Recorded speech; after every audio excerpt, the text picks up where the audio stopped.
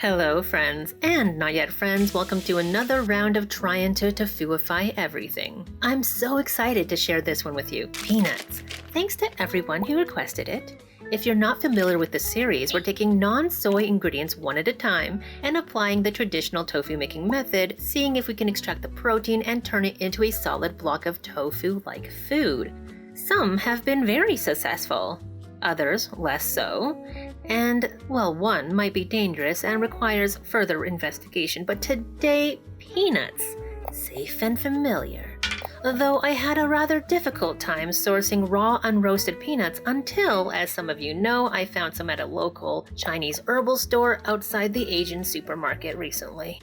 They aren't as fragrant and delicious as roasted peanuts, but from past experience, I had strong doubts that the process would work with cooked peanuts. Raw peanut flavor is greatly subdued and there's even a bit of bitterness, so I was curious what the resulting tofu would actually taste like. Would it even be good? You'll find out later, along with the cost and any hiccups along the way. First step, in the traditional tofu making style, I'll be soaking them in water. I'm measuring 230 grams, about a half a pound, because I have probiotic plans for the second half of this package.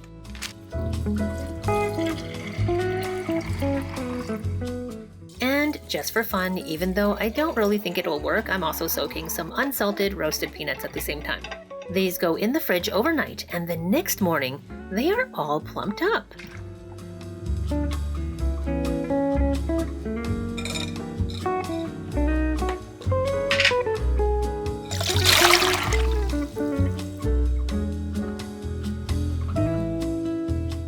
After draining, we can see they actually absorbed 140 grams of water, about 60% of their original weight.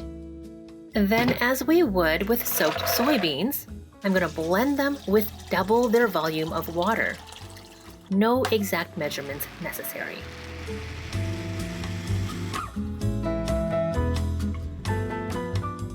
And then, set up my favorite nut milk bag in a bowl.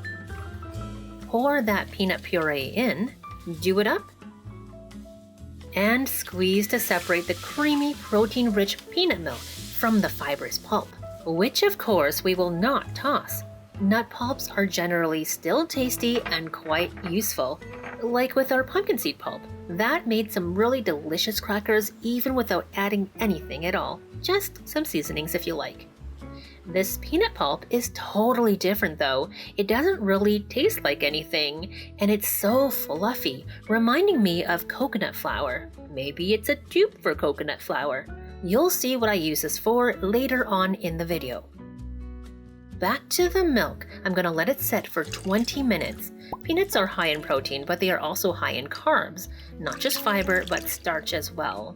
With past milks we made, we could just let it sit for a while and the starch would fall to the bottom, and we could just pour off the protein-rich milk, leaving the starch behind. This doesn't seem to be quite the case with peanut milk. At least not within 20 minutes. But that's all the time we have, folks. Time to pour the milk into the cooking pot. And we can see there is a little starch here at the bottom. Switch the heat on and get your laser thermometer, which, well, you don't necessarily need for this. I just like to keep you updated on the temperature. But the spatula with a flat edge, I would argue you do need. To stir as this heats up so nothing burns at the bottom. One thing to note is raw peanuts are safe to eat, so unlike bean-based milks, we don't really have to cook it for a certain temperature or a certain length of time. We only have to get it up to prime coagulation temperature. But what is the prime coagulation temperature for peanut milk? We don't really know that yet, do we? So I'll just go up to 180-ish, maybe closer to 190 degrees Fahrenheit. And today, our coagulant is nigari, which is traditionally used in Japanese tofu making. I personally prefer to use gypsum, aka calcium sulfate, which is used more often in Chinese-style tofu, but I'm fresh out today. So I'm adding 1 teaspoon of liquid nigari at first. Mixing it in thoroughly. Then cover for 5 minutes to let that first round of coagulant do its thing.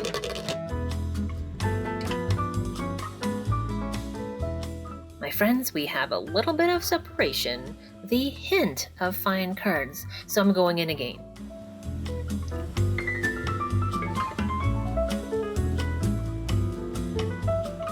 Cover for 15 minutes this time, and I'm also keeping the heat on the lowest possible temperature just to give it the best chance. Again, we don't have much here in terms of curds. It's reminding me of the almond milk debacle of 2018. Still, we do know from some previous tests that the absence of large billowy curds doesn't need to discourage us. Let's persevere and separate the curds from the whey.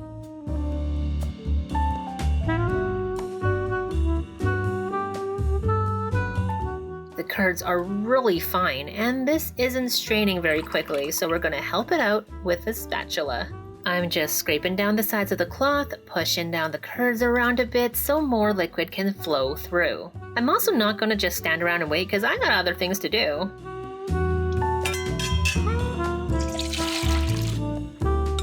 So, returning about 20 minutes later, here's what we have. It's still quite liquidy in there, but it's strained enough that I can move it on over to my favorite tofu press. Just to let you know, this cheesecloth is larger than the one that this press originally came with. I like the larger cloth, especially for messier jobs like this, so I'll link this and all the other products I use in the description box. And as usual, the whey doesn't look super attractive, but also as usual, I have to give it a taste test.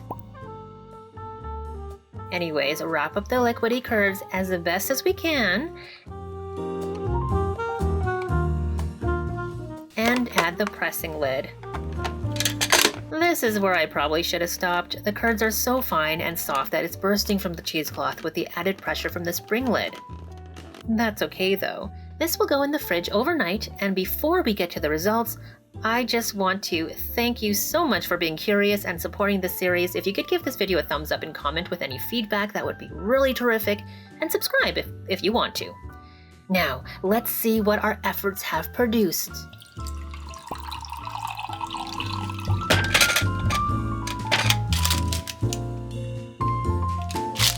Oh my.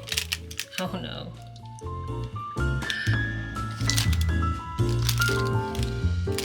It is so delicate and creamy. When I cut it, I'm a little surprised at this kind of jelly-ish texture.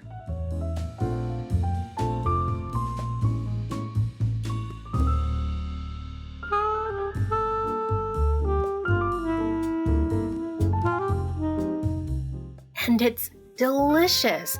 The peanut flavor is super mild but still distinctly peanut. No bitterness at all, so that's obviously been completely cooked out.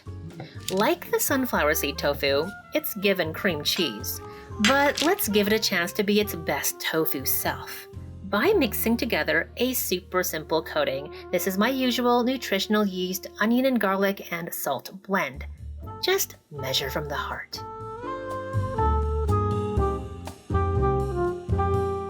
Then ever so carefully, I'll coat each side. Then into the air fryer basket, along with some uncoated pieces just to see the difference. And that goes into the air fryer for 6 minutes at 400 degrees Fahrenheit.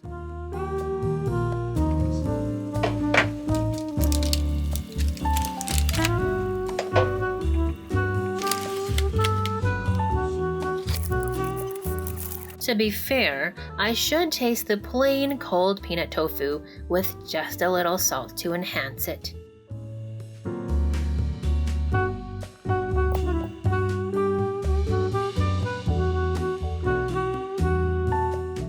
Then the coated air-fried version. Unbelievable, so delicious. The melty, creamy interior contrasts the seasoned exterior in the best way possible. And then finally, the plain air-fried peanut tofu. That is also tasty, but the coated version is so much better. This was a bit of effort, but this is the kind of tofu that you definitely want at your next exotic tofu tasting party. Definitely. Now, for the details, nutrition, cost, and later, you'll see what I did with the pulp backwards. Sadly, I didn't film the process, but I'll put the ingredients up on the screen. I made some plain, then with vegan keto chocolate chips, and then some with frozen blueberries. Honestly, not bad. But next time I want to add some protein source and something that will add some chew. The texture is like a soft shortbread cookie, but a little bit on the crumblier side than I would like.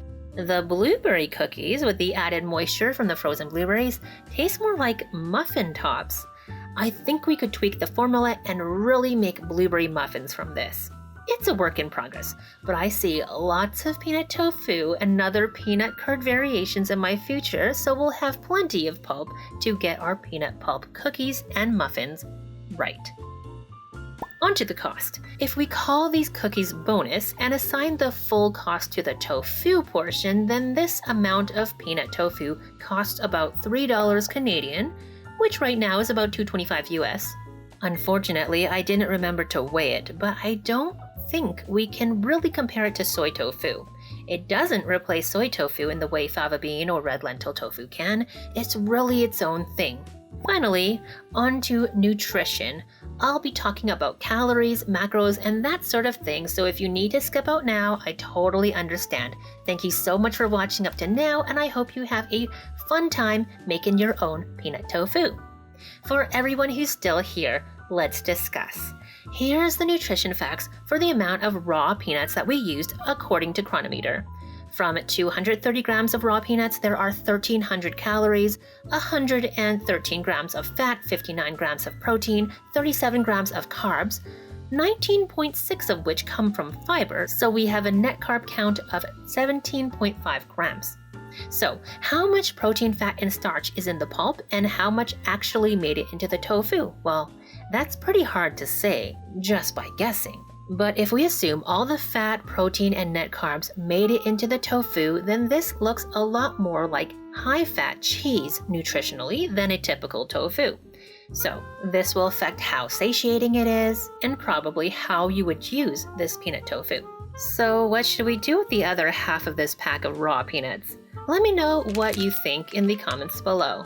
Oh, by the way, about the roasted peanuts, I ran out of time on shooting day, so I will have to update you on that result another time. So please subscribe if you haven't already, turn on notifications so you don't miss a thing.